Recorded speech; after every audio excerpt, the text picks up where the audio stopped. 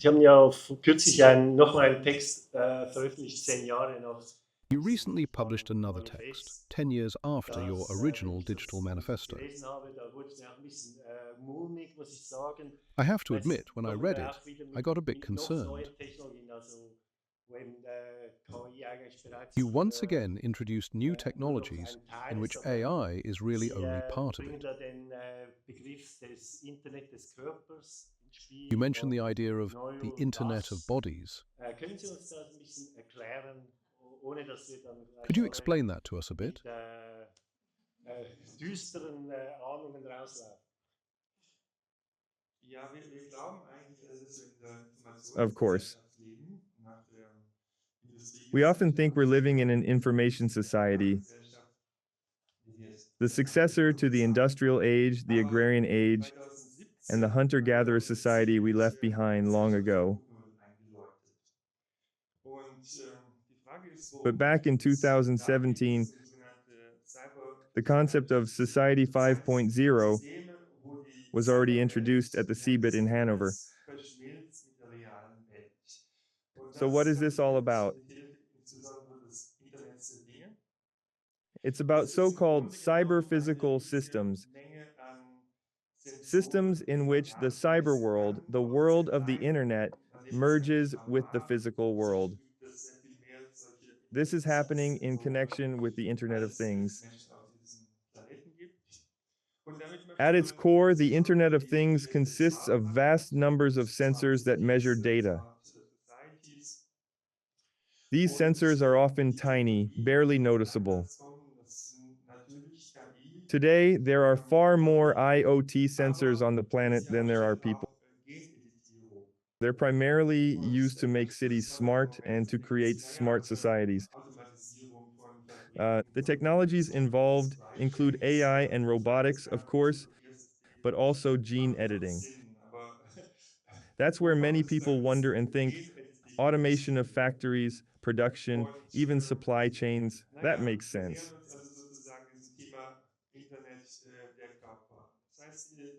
But where does gene editing come in? This is where we get close to the subject of the Internet of Bodies. The sensors I mentioned are becoming ever smaller, cheaper, and more energy efficient, shrinking to the size of nanoparticles.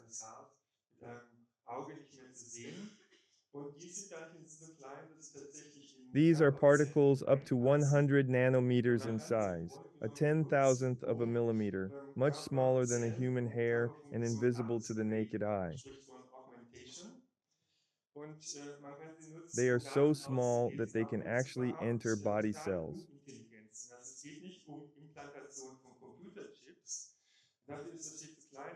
Based on this, the idea is to use special nanoparticles to upgrade cells and body functions, a process called augmentation, and to use these nanoparticles to extract data.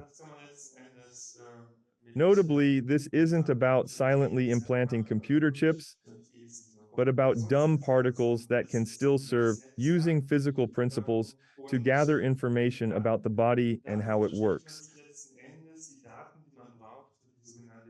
Ultimately, this can be done with our 5G network. Hence, 5G isn't just a communication network, it's also a measurement network. The aim is to obtain the data needed for so-called personalized medicine. In future, they want to tailor medical treatments to each individual, maximizing the effectiveness of medicines while minimizing side effects. And for that, you need precise data. Data that traditional clinical studies simply can't provide. You would need 2,000 test subjects per person, which is impossible. So the data needed for personalized medicine must be collected in a different way. In other words, the Internet of Things is getting closer and closer to us. So close that it gets directly into our bodies and collects data over there. That means, quite literally, we are becoming data mines that are exploited by companies. So there's strong interest in collecting health data on a large scale. And researchers are even working on things that sound like science fiction, namely neurotechnologies, i.e., seamless human machine interfaces. In the past, neurotechnologies required one to implant computer chips in human brains, which needed surgery, but many people would not undergo such a procedure. There is an alternative, however, non-invasive neurotechnology or nanoneurotechnology, which requires no surgery at all. The idea is simply to get the right kinds of nanoparticles into the right kinds of cells and organs in order to read out the desired data. One particularly interesting method in this connection is called optogenetics. This is essentially based on a form of genetic manipulation, on ways of making nerve cells sensitive to light, while they normally respond to electrical impulses. The goal is to stimulate nerve cells with light. That would allow the interaction with the nervous system from the outside and eventually to read out data in a way reminding of an EEG with millions of data points. Note that the dream of the military is not just to read out data, but also to write information into other brains, so soldiers could communicate without radios or other devices. And if that works for soldiers, then one day it would also work for the rest of us. Technologically, this sounds fascinating, almost unbelievable. There is still a lot of work to do, but much has already been achieved. In many countries around the world, many companies, not just the military, are deeply interested in developing such technology. So it will probably be upon us sooner or later.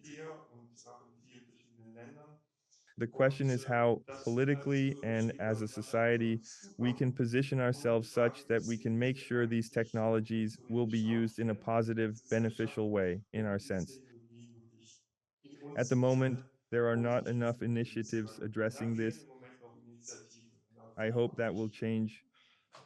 Ja, das ist